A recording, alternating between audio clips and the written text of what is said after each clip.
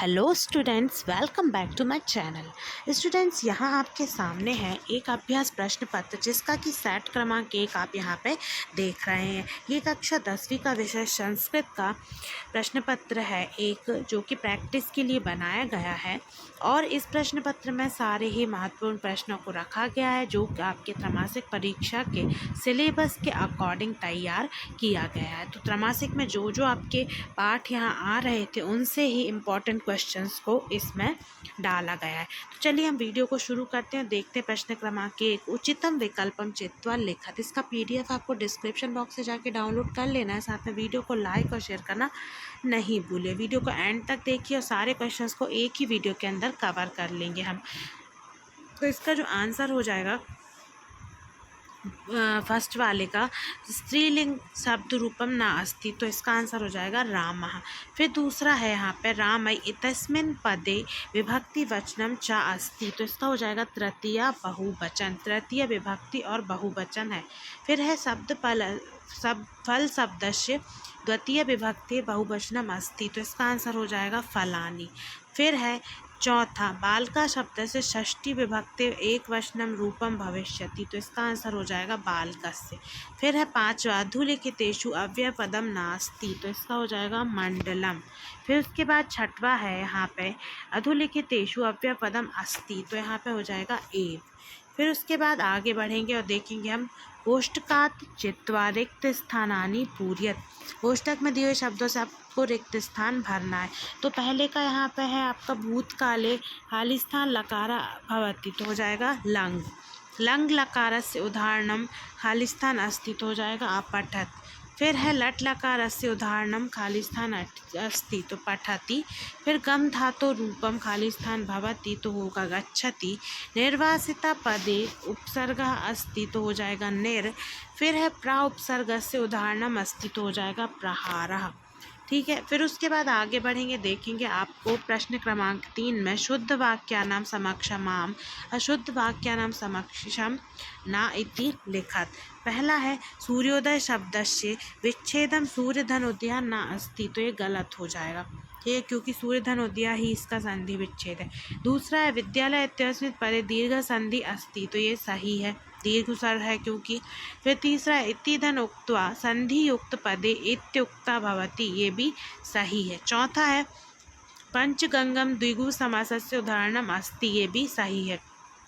उपगंगम द्विगु समासस्य उदाहरणम अस्ति, ये गलत है। फिर छठवा यथाशक्ति अव्ययी भाव समासस्य उदाहरणम अस्ति, तो ये सही है। तो यहाँ पे आपके आमना कंप्लीट है। मैं कोशिश करूँगी कि ये वीडियो में मैं पूरा पेपर आपको 10 मिनट के अंदर करवा दूँ। 10 से 12 मिनट के अंदर मैं ये वीडियो कंप्लीट कर लूँगी। वीडियो में एंड तक आपको बने रहना है। फिर उचितम मेलनम कुरु, तो बालक धन टाप का क्या हो जाएगा बालिका। क्रीड धन तुमुन का क्रीडितुम। फिर गम धन कित्वा का गत्वा। फिर वृषभ पुत्र पपात का हो जाएगा यहाँ पे भूमौ।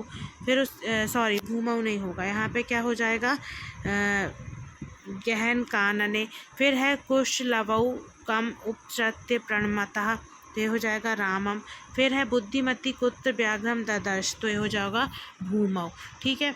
फिर उसके बाद यहाँ पे देखेंगे हम प्रश्न क्रमांक 5, एक पदेन उत्तरम लिखत।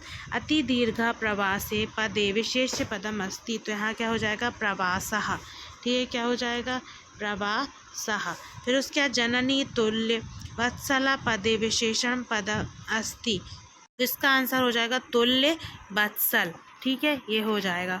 फिर क्या है वनम शब्दस्य पर्याय शब्दम, तो काननम, ठीक है, क्या हो जाएगा काननम, काननम हो जाएगा, ठीक है। उसके बाद फिर पत्नी शब्दस्य पर्याय शब्दम, तो क्या हो जाएगा भार्या, ठीक है। उसके बाद फिर मूर्ख इत्यस्य पद विलोम बुद्धिमानः। फिर संपत्तौ शब्दस्य विलोम शब्द विपत्तौ, विपत्तौ उसी के रूप में लिख देना जैसे लिखा हुआ है। फिर उसके बाद आगे देखें प्रश्न क्रमांक 6, यहाँ पे केन समः बंधु नास्ति। पेपर में जो क्वेश्चन दिए हुए हैं उनके आंसर की मैंने लगातार बनाई, तो मैं यहीं से क्वेश्चन पढ़ती जा रही हूँ, आप देखते जाइए। केन सम बंधु नास्ति, तो इसका हो जाएगा उद्यम समम बंधु नास्ति। फिर है वसंतस्य गुणम कहा जानती, तो इसका हो जाएगा बसंतस्य गुणम पे कहा जानती। फिर उसके बाद का जो क्वेश्चन है वो यहाँ पे आपको मिलेगा, कवि किमर्थम प्रकृते शरणम इक्षति, तो इसका आंसर हो जाएगा कवि सुजीवनार्थम प्रकृते शरणम इक्षति। फिर उसके बाद हम आगे बढ़ेंगे, देखेंगे कवि कुत्र संचरण कर्तुम इक्षति, तो इसका आंसर हो जाएगा कवि ग्रामन्ते एकांतरे संचरणम कर्तुम इक्षति। फिर उसके बाद आगे बढ़ेंगे नेक्स्ट क्वेश्चन। तो नेक्स्ट क्वेश्चन यहाँ पे दो हैं। पहला है बुद्धिमती केन उपेता पितु गृहम प्रति चलिता, तो इसका होगा बुद्धिमती पुत्र द्वे पेता पितु गृहम प्रति चलिता। फिर है यहाँ पे व्याघ्रम किम विचार्य पलायतः, तो इसका आंसर हो जाएगा इयम काचित व्याघ्र मारी। ठीक है, उसके बाद फिर आगे देखेंगे यहाँ पे, तो कृषकः किम करोति, इसमें कृषका क्षेत्र कर्षणम करोति, इसमें माता सुरभि किमर्थम अश्रुणि मुंचति, इसमें तो आंसर हो जाएगा भूमौ पतते स्वपुत्रम दृष्ट्वा माता अश्रुणि मुंचति, इसमें। उसके बाद फिर यहाँ पे हो जाएगा प्रश्न क्रमांक 11, रेखांकित पदम स्वीकृत प्रश्न निर्माणम कुरुत, यहाँ पे पहले में आ जाएगा कया, दूसरे में आ जाएगा कहा, तीसरे में हो जाएगा कस्मात। ठीक है, उसके बाद फिर प्रश्न निर्माण करना था जिनमें अंडरलाइन है। ठीक है, रेखांकित पद में प्रश्न क्रमांक 12 जो है ये आपको कैसे करना, जैसे चपेटाया तो उससे काया उसी के जैसा। ठीक है, यहाँ पे आखिरी में विसर्ग लगा हुआ है तो कहा हो जाएगा त्वम, तो यहाँ पे मानुषात तो कस्मात। ठीक है, उसके बाद फिर अधोलिखितम वाक्यानि कहा कम प्रति कथयति, किसने किससे कहा है ये वाला वाक्य। तो यहाँ पे ये वाला जो प्रश्न है वो आपको कोई दो करना है और ये आपको पाठ से देख लेना है कि किस पाठ से आया है। फिर उसके बाद प्रश्न पत्र समागतम श्लोक विहाय स्वपाठ पुस्तक सुभाषितम, यहाँ पे 2 सुभाषित आपने जो भी याद किए वो आप यहाँ लिख लेंगे। फिर 14 में है अधोलिखितेषु शुद्ध शुद्ध वाक्येषु शुद्धिम करोत, तो यहाँ पे हो जाएगा रामम नमः का हो जाएगा रामाय नमः। फिर उसके बाद यहाँ पे वो नहीं आएगी, मात्रा नहीं आएगी। फिर बालका विद्यालयात् गृहम गच्छन्ति, तो ये हो जाएगा बालका विद्यालयात् गृहम गच्छति। ठीक है, फिर अहम पुस्तकम पठति, तो यहाँ होगा अहम पुस्तकम पठन्ति।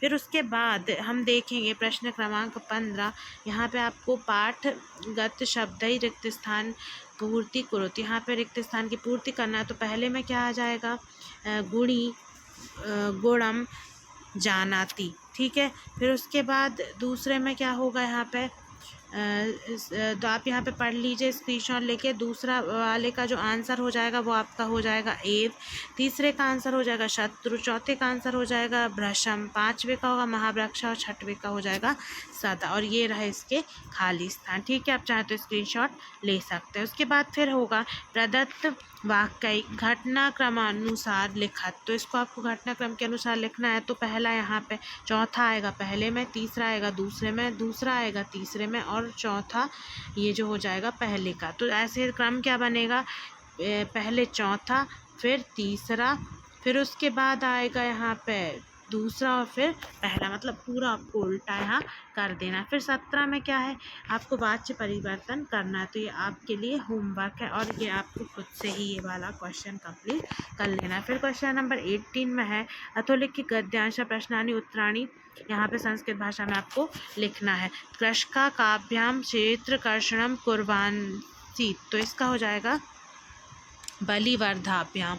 ठीक है, काभ्याम की जगह जाएगा, बाकी प्रश्न वैसे का वैसे रहेगा। फिर सह दृश्वा कथम क्षेत्र पपात, तो ये दूसरे का क्या हो जाएगा, ये हल मूढ़वा क्षेत्र पपात, ये पूरी लाइन हो जाएगी। ठीक है, फिर तीसरा गंतुमिति पदे का प्रत्यय, तो इसका तुमुन प्रत्यय इसमें हो जाएगा। फिर इसका अथवा है यहाँ पे, तो अथवा में पहले का उत्तर ये यहाँ से लेके यहाँ तक हो जाएगा, दूसरे का उत्तर हो जाएगा आपका यहाँ से लेके यहाँ तक, और तीसरे में ये पूछा है कि पश्यति में कौन सी धातु है, तो हो जाएगा यहाँ पे पश्चिम।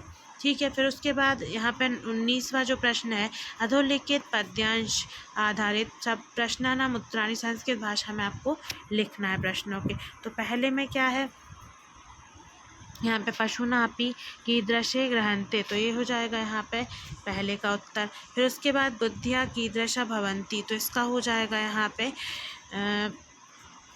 ये देखिए ये दिया गया है दूसरे का उत्तर। फिर पशुनापि पदे संधि, तो पशुधन अपि हो जाएगा ये यहाँ पे, ठीक है। फिर उसके बाद अथवा है इसका, तो इसमें पहले का उत्तर आपका ये हो जाएगा, दूसरे का उत्तर क्या हो जाएगा, ये हो जाएगा। और तीसरा है मानवाय पदे कहा विभक्ति वचनम अस्ति, तो ये आपको खुद से करना है। फिर उसके बाद प्रश्न क्रमांक 20 हम देखेंगे। अधोलिखित नाट्याशा पठित्वा प्रश्नानाम उत्तराणि संस्कृत भाषा में लिखत, तो इसमें देखिए यहाँ पे पहला अनेक्षाम के नाट्य, तो पे पहला हो जाएगा, ठीक है। दूसरा क्या है, लालनीयः वयोनुरोधात् कहा भवति, तो दूसरे का ये हो जाएगा। तीसरा है करः बाल भवात् पुत्र विराजते, तो तीसरे का ये हो जाएगा। उसके बाद फिर ये वाला है अथवा, तो किम कुपिता एवं भरति उत प्रकृति, तो इसका हो जाएगा यहाँ पे ये हो जाएगा पहले का। फिर इसके बाद दूसरे का किम कुपिता एवं भरति उत प्रकृतिता अस्मात् वाक्यात् हर्षिता इति पदस्य विपरीत पदम अस्ति, तो ये वाला क्वेश्चन आपको कर लेना है। फिर थर्ड वाला प्रक्षामी पदे पुरुषम वचनम चास्ति, तो ये ग्रामर के क्वेश्चंस हैं और ये आपको आपकी बुक से देख के कर लेना है। पीछे बुक के पीछे आपको ये दिया होगा, तो ये आप खुद से ढूंढ के इनको करेंगे, ताकि और भी जो आपके जो वचन है, जैसे प्रक्षामी का यहाँ दिया है पर आपसे कुछ और भी प्रक्षति का पूछा जा सकता है, तो एक बार आपका रिवीजन भी हो जाएगा। फिर क्वेश्चन नंबर 21, क्वेश्चन नंबर 21 में क्या करना है, सह वेद शास्त्रज्ञ कहा आसीत्, तो ये इसका हो जाएगा पहले का ये वृद्ध ब्राह्मण। फिर दूसरे का क्या है, कुंडल पुत्र से किम नाम अस्ति, तो दूसरे का हो जाएगा ये। फिर उसके बाद तीसरे का महान पितृभक्ता कहा आसीत्, तो तीसरे का यहाँ पे अपन देख लेते हैं महान पितृभक्ता, ये सुकर्मा वाला तीसरे का हो जाएगा। दूसरे का हो जाएगा कुंडल पुत्र से नाम, ये हो जाएगा कुंडलः, ठीक है, कुंडलः कश्चन, ये हो जाएगा दूसरे का। फिर चौथे का सुकर्मा किम वचनम अव्यय पदेन पालयति, इसमें तो ये वाला हो जाएगा आपका यहाँ तक, इसमें तक कहाँ तक हो जाएगा, इसमें तक हो जाएगा ये काय का, चौथे का, ठीक है। उसके बाद फिर प्राचार्य कृत्य अवकाश प्रथम प्रार्थना पत्र लिखा, तो आपको एक प्रार्थना पत्र लिखना है जो कि आपने तैयार कर लिया होगा संस्कृत का। फिर उसके बाद अथवा में क्या है, पितरम प्रति परीक्षाया परिणाम सूचकम पत्र लिखती है, तो आपको यहाँ पे परीक्षा परिणाम की सूचना देते हुए पिताजी को पत्र लिखना है। तो अथवा में से जो भी आपको करना, तो आप ये वाला आप पहले भी याद कर चुके होंगे, तो आप ये वाला लिख लीजिए। प्रश्न क्रमांक 23 है, अधोलिखित एक विषय स्वीकृत्य विषयाधिक शब्देषु यहाँ पे संस्कृत भाषा में निबंध लिखा, तो 120 शब्दों में आपको संस्कृत भाषा के महत्व का निबंध लिखना है। तो यहाँ पे आपका ये वाला पेपर ख़त्म हुआ। तो ये था आपका मॉडल पेपर सेट, और जिसके मैंने आपको सारे क्वेश्चंस का कोई एक रिवीजन करवा दिया है, तो आपने जो भी क्वेश्चंस पढ़े हैं उनका एक बार में जल्दी से आपका रिवीजन हो गया है। Thanks for watching this video.